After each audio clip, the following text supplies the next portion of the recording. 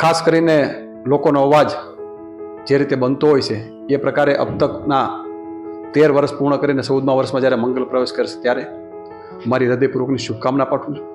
લોકોને પડતી મુશ્કેલી, લોકોનો અવાજ એ કાયમિક માટે અબ તકે લોકોનો અવાજ બની અને લોકોને સમક્ષ, સરકાર સમક્ષ વાત કરવાની હોય, લોકો સમક્ષ વાત કરવાની હોય, અબ તક નિખાલસ ભાવે બધાનો અવાજ લોકો સુધી પણ પુગાડ્યો છે.